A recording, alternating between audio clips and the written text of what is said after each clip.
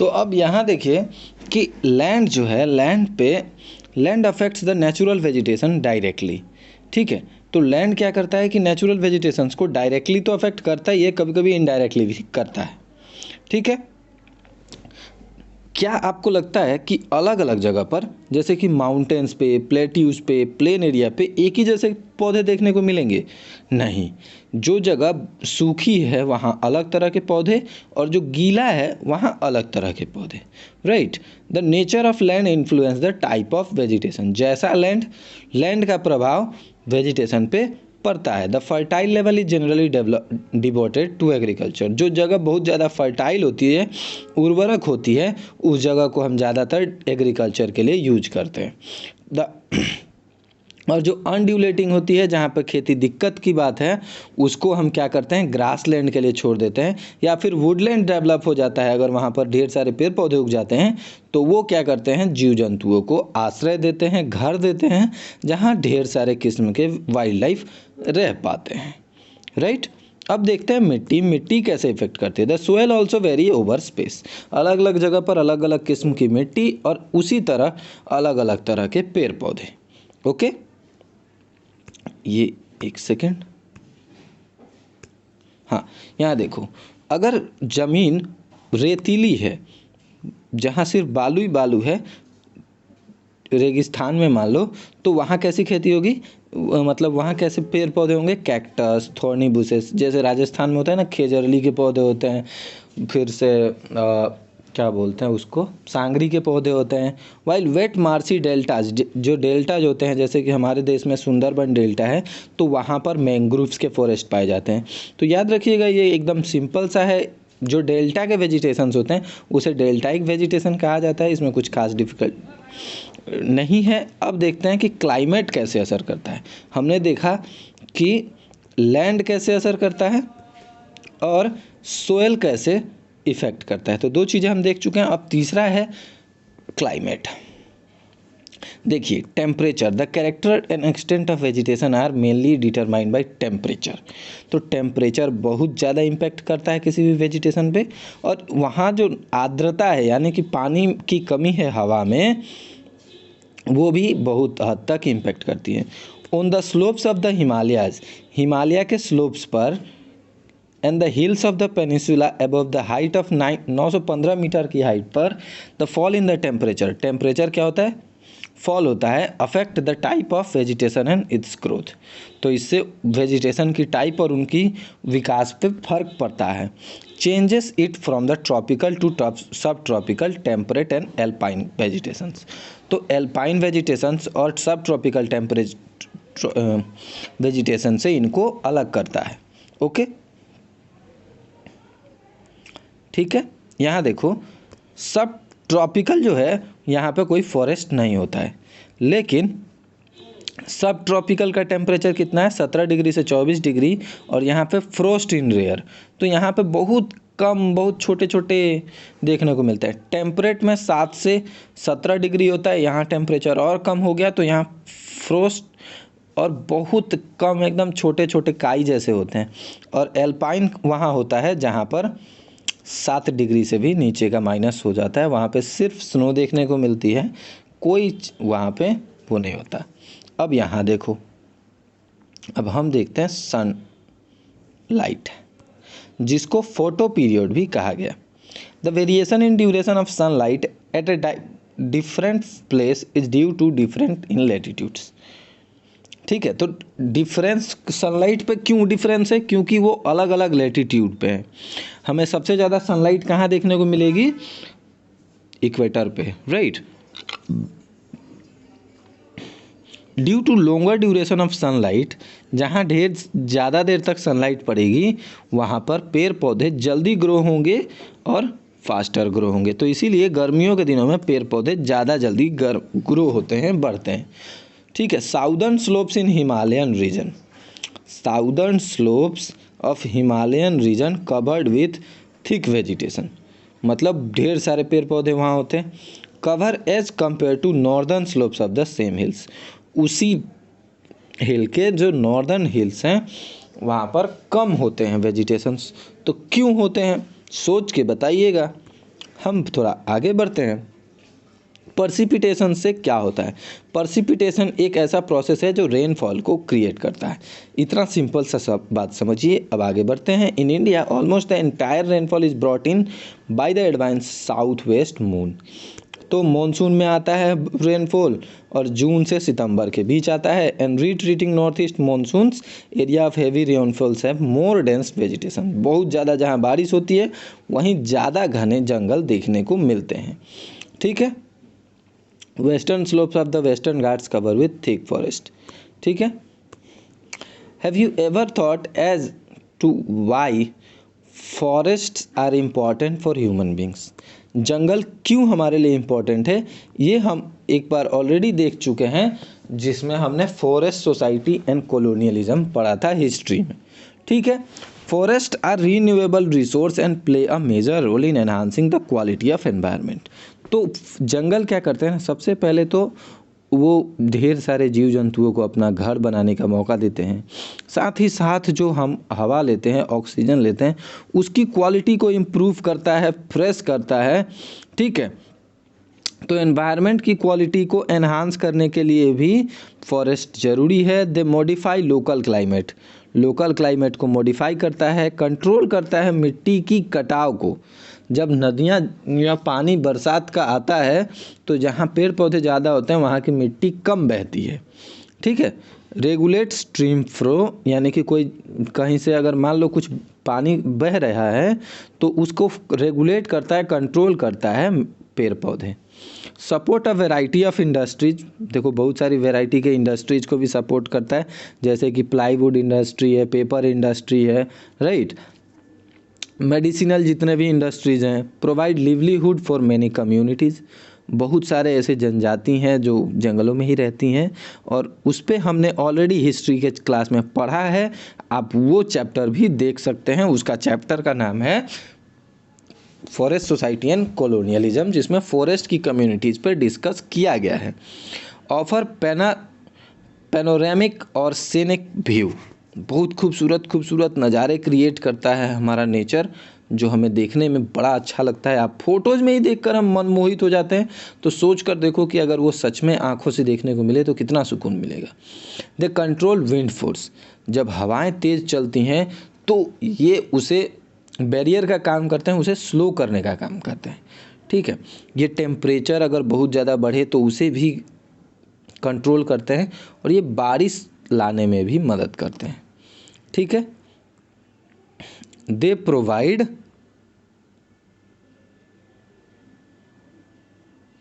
Humus to the soil. जब एक humus नाम का ह्यूमस एक सोयल में मिलने वाली चीज़ होती है जो फर्टिलिटी के लिए हेल्प होती है, और साथ ही साथ ये वाइल्ड लाइफ को शेल्टर देता है। ये हम बात कर चुके हैं कि छत देती है जीव जंतुओं को। India's natural vegetation has undergone many changes due to several factors. कई कारणों की वजह से बहुत सारे चेंजेस जंगलों में देखने को मिले हैं भारत में। कौन कौन से changes? Such as the growing demand of cultivated land. खेती के लिए हमें ज़्यादा ज़मीन चाहिए, उसकी वजह से हमने बहुत सारा जंगल काटा है। डेवलपमेंट ऑफ इंडस्ट्रीज़ के लिए, इंडस्ट्रीज़ को बैठाने के लिए भी हमने बहुत सारी ज़मीनें काट दी। बहुत सारी जगह थी जहाँ से हमने कोयला और ढेर सारे खनिज पदार्थ निकालने थे, तो उसके लिए भी हमने बहुत सारा जंगल काटा है। ठीक है। अर्बनाइजेशन की वजह से पॉपुलेशन बढ़ रही है, तो खेती भी मतलब रहने के लिए भी घर बनाना पड़ रहा है, तो उसकी वजह से भी जंगल कट रहे हैं। ओवर ग्रेजिंग ऑफ पेस्चर्स, यानी कि बहुत सारे जीव जंतु एक ही बार में जंगलों में घुसा कर चरा देते हैं, जिससे क्या होता है, ओवर ग्रेजिंग हो जाती है, तो जंगलों पे प्रभाव पड़ता है। ये देखो अलग अलग जगह पर वन महोत्सव सेलिब्रेट किए जाते हैं। आप अपने स्कूल में भी सेलिब्रेट कर सकते हो और पेड़ पौधे लगा सकते हो। ये बहुत अच्छा एक्टिविटी है और आशा करता हूँ कि आप ऐसा करेंगे।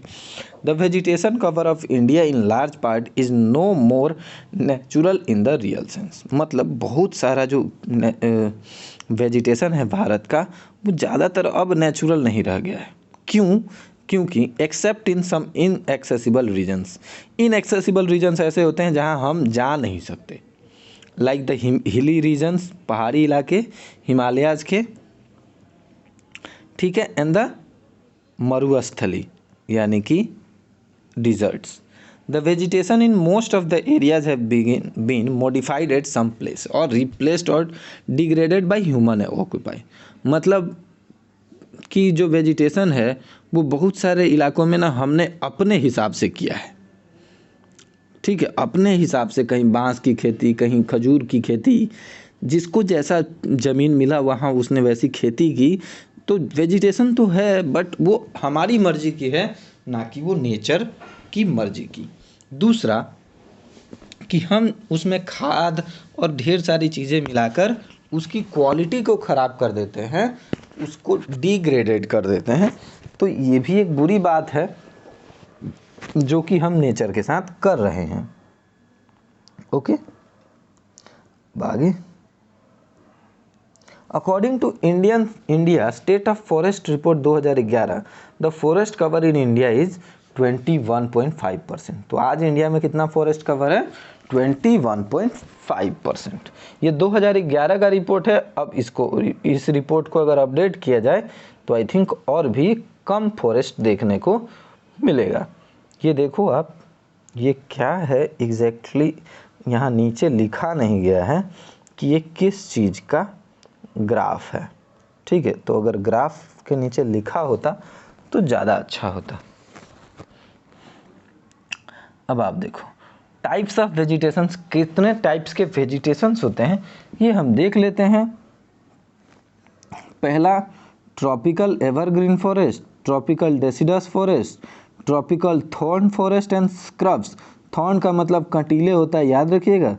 और माउंटेनियस फॉरेस्ट और मैंग्रोव फॉरेस्ट, ठीक है। तो सबसे पहला फॉरेस्ट का टाइप है tropical evergreen forest. This forest are restricted to heavy rainfall areas of the western Ghats and the Iceland group of Lakshadweep. तो ये ऐसे इलाकों में होते हैं जहाँ क्या हो, हैवी रेनफॉल, ठीक है। And the islands group of Lakshadweep, मैंने अभी थोड़ी देर पहले भी बताया था कि आइसलैंड्स पे बहुत ज़्यादा बारिश होती है। तो लक्षद्वीप और अंडमान निकोबार के द्वीप समूहों पर, साथ ही आसाम के ऊपरी हिस्से में भी बहुत ज़्यादा अच्छे ट्रॉपिकल एवरग्रीन फॉरेस्ट देखे जाते हैं। इनको सदाबहार वन भी कहा जाता है, आप याद रख सकते हैं। They are at their best in areas having more than 200, जहाँ 200 सेंटीमीटर की रेनफॉल होती है वहाँ पर ये अच्छे होते हैं। ये कुछ समय के लिए अगर सूखा रहे वहाँ का सीजन तो ज़्यादा अच्छा है। The trees reach great height up to 60 metre, 60 metre लंबे तक हो जाते हैं ये पौधे, ठीक है। कुछ तो बहुत लंबे भी होते हैं। Since the region is warm and wet throughout the year. तो अगर कभी गर्म वार्म एंड कभी वेट, यानी कि गीले अगर हैं साल भर के दौरान, तो ये ज़्यादा अच्छे होते हैं। The luxuriant vegetation of all kinds, trees, shrubs and creepers giving it a multi layered structure. यहाँ अलग अलग तरह के, बहुत तरह के पेड़ पौधे देखने को मिलते हैं। There is no definite time for trees to set their leaves. यहाँ कोई डेफिनेट टाइम नहीं होता है पेड़ पौधों को अपने पत्ते झड़ाने का। इसीलिए वैसे मैंने कहा था ना कि एक बरस के मौसम चार, तो एक मौसम पतझड़ भी होता है। तो पतझड़ में मेनली पौधे अपना पत्ता त्याग कर देते हैं। पतझड़ में पौधे अपना पत्ता त्याग कर देते हैं, लेकिन ऐसा इन इलाकों में नहीं होता है, ठीक है। अब आगे, वेट अ सेकेंड, ओके। ये देखो maximum height 60 metre, emergent layer होता है, इनमें लेयर बहुत सारे होते हैं। साथ ही साथ ये कैनोपाई लेयर हो गया, 20 मीटर पे ये यंग ट्रीज हो गए। देखो, तो ट्रॉपिकल एवरग्रीन फॉरेस्ट कुछ इस तरह का होता है। आप फोटो देखकर अंदाज़ा लगा सकते हो।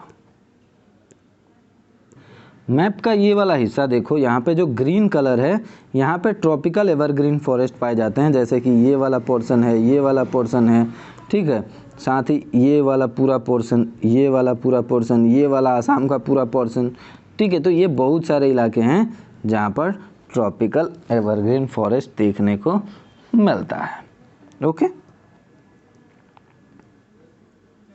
अब आप यहाँ देखो, some of the commercially important trees of this forest are ebony. मतलब कॉमर्शियली इंपॉर्टेंट का मतलब होता है कि ये ट्रीज बेचकर बहुत प्रॉफिट होता है, राइट। तो इन पौधों के नाम क्या है? Ebony, mahogany, rosewood, rubber and cinchona. Okay. The common animals found in these forest are, कौन कौन से एनिमल्स पाए जाते हैं? Elephant, monkey, lemur, deer. ठीक है। One horn rhinoceros are found in the jungles of Assam and West Bengal. ठीक है। काजीरंगा का जो फॉरेस्ट है वो इस वन हॉर्न राइनोसेरस के लिए वर्ल्ड फेमस है, और वन हॉर्न राइनोसेरस सिर्फ यहीं पाए जाते हैं, इसीलिए पूरी दुनिया से यहाँ लोग देखने आते हैं। Okay. Beside these animals plenty of birds, यानी कि ढेर सारी बर्ड्स, चमगादड़, sloth, scorpions and snails are found in this jungle. Snails मतलब वो क्या बोलते हैं उसको, मतलब एक स्नेल की, एक सेकंड में फ़ोटो ही बना देता हूँ, मतलब ऐसा होता है ना, ऐसा होता है स्नेल, देखा होगा साहब शायद आपने, वो हल्का सा बस उसका चमड़ी निकली होती है बाहर और एक मोटे से खोल में वो छुपा रहता है, उसको शंख देखा होगा ना आपने, आई होप आप समझ जाओगे। These are the most widespread forest of India. They are also called monsoon forest. इनको मॉनसून फॉरेस्ट भी कहा जाता है क्योंकि इनको बारिश ज़्यादा लगती है। And spread over the region receiving rainfall between, मतलब ये ऐसी जगह पे फैलते हैं जहाँ 200 से 70 सेंटीमीटर तक बारिश हो, इससे कम बारिश में इनका काम नहीं चलेगा। Trees of this forest type set their leaves for about 6 to 8 weeks in the dry summer. गर्मियों के मौसम में ये 6 से 8 सप्ताह के लिए अपना पत्ता त्याग कर देती हैं, अपने पत्ते गिरा देती हैं। On the basis of availability of water this forest are further divided into moist and dry deciduous. ठीक है। तो पानी की अवेलेबिलिटी के ऊपर इन फॉरेस्ट को 4 भागों में डिवाइड किया गया है। Further divided into moist and dry deciduous, नहीं 2 भागों में, मोइस्ट और dry deciduous. The former is found in areas receiving rainfall between 200 and 100 centimeter. Okay, this forest exists therefore mostly in the eastern part of the country. तो eastern parts में ये पाया जाता है हमारे देश के, और नॉर्थ ईस्टर्न पार्ट्स पे ज़्यादा देखने को मिलता है। नॉर्थ ईस्टर्न पार्ट्स में कौन कौन से स्टेट्स हैं वो देख लेते हैं। थोड़ा सा फुटहिल पड़ जाता है हिमालय का, झारखंड, वेस्ट उड़ीसा, छत्तीसगढ़, ऐसी जगहों पर देखने को मिलते हैं। On the eastern slope of the western Ghat teak, एक टीक जो है ये पौधा है, एक तरह का पेड़ है जो कि बहुत ही डोमिनेटिंग स्पेसीज है, ये बहुत ज़्यादा देखने को मिलता है वेस्टर्न घाट्स के फॉरेस्ट में। ठीक है। साथ ही साथ बैम्बू यानी कि बांस, साल, शीशम, सैंडलवुड, सैंडल मतलब चंदन की लकड़ियाँ, khair, kusum, arjun and mulberry are the other commercially imported species. मतलब ये बहुत ज़्यादा इम्पॉर्टेंट होती हैं कमर्शियली। आई होप यहाँ तक समझ में आ गया होगा। देखा होगा, अब आप देख लो ट्रॉपिकल डेसिडस फॉरेस्ट का फोटो देख लिया। अब यहाँ पे एक बार थार जो है थॉर्न फॉरेस्ट देख लो। ये जंगलों में पाए कटीले पौधे होते हैं और ये पाए जाते हैं राजस्थान और गुजरात वगैरह में। The dry deciduous forest are found in areas having rainfall between 100 से 70 सेंटीमीटर, मतलब मिनिमम रेनफॉल जहाँ होती है। These forests are found in the rainier part of the peninsular plateau and the plains of Bihar. ये बिहार और पेनिसुलर प्लेट्यूज में होते हैं। इनका Uttar Pradesh. There are open stretches in which teak, साल, पीपल एंड ग्रीन नीम ऐसी जगहों पर होते हैं। टीक मैंने बता दिया था, साल और पीपल तो आप जानते ही होंगे, पीपल की पूजा होती है भारत में, और नीम के पत्ते तो आप कभी ना कभी खाए ही होंगे, तो उम्मीद करता हूँ कि आपको ये पता होगा। A large part of this region has been cleared for cultivation. बहुत सारा हिस्सा आज की डेट में जंगलों को काट कर खेती के लिए यूज करने लगे हैं लोग, और कुछ हिस्सों पर ग्रेजिंग यानी कि चरवाहे घास चरने के काम आता है। In this forest the common animals found, कौन कौन से जानवर पाए जाते हैं देखो, lion, tiger, pig, deer, elephant. A huge variety of birds, lizard, lizard मतलब छिपकली, स्नेक्स यानी कि सांप, टोटोइज यानी कि कछुए देखने को भी मिल जाते हैं। Okay. The thorn forest, thorn का मतलब होता है कांटे, और वैसे तो थॉर्न का मतलब मुकुट भी होता है, तो the thorn forest and scrubs, scrubs छोटे पौधों को कहा जाता है, झाड़ियों को, झाड़ियों जैसे होते हैं ये। In regions with less than 70 centimetre of rainfall the natural vegetation consist of thorny trees. Thorny मतलब कांटेदार पौधे देखने को मिलते हैं जहाँ 70 सेंटीमीटर से कम की बारिश होती है। And bushes, this type of vegetation is found in the north western part of the country including in semi arid, semi arid मतलब थोड़ा बारिश थोड़ा सूखा, गुजरात और राजस्थान के ऐसे इलाकों में, मध्य प्रदेश, छत्तीसगढ़, उत्तर प्रदेश एंड हरियाणा, ऐसे जगहों पर क्या देखने को मिलता है, acacias, palm, euphorbias and cacti are the main plant species, यहाँ ये पाए जाते हैं।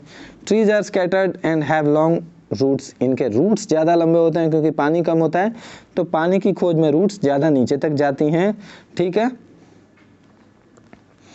The stems are succulent to conserve water, मतलब स्टेम्स बहुत ज़्यादा मोटे नहीं होते और बहुत ज़्यादा ग्रीन नहीं होते। लीव्स आर मोस्टली थिक, पतले पत्ते होते हैं, ठीक है। स्मॉल टू मिनिमाइज इवापोरेशन, छोटे पत्ते होते हैं ताकि इवापोरेशन को कम से कम किया जा सके। This forest give way to thorn forest and scrubs in arid areas. Okay, in this forest the common animals are, यहाँ एनिमल्स भी छोटे होंगे, rats, mice, rabbits, fox, wolf, tiger, lion, wild ass यानी कि गधा, हॉर्सेस एंड कैमल्स, घोड़े और ऊंट। तो याद रखिएगा, ये देख लीजिए, जिन इलाकों में 70 सेंटीमीटर से कम की बारिश होती है वहां ऐसे पौधे देखने को मिलते हैं। माउंटेन वाले इलाके में देखें तो in mountainous areas the decrease in temperature, mountainous areas में टेम्परेचर कम होता है, ठीक है।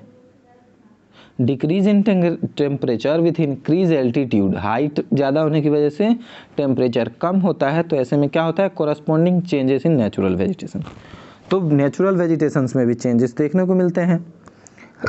As such there is a succession of natural vegetation belt in the same order as we see from the tropical to the tundra region.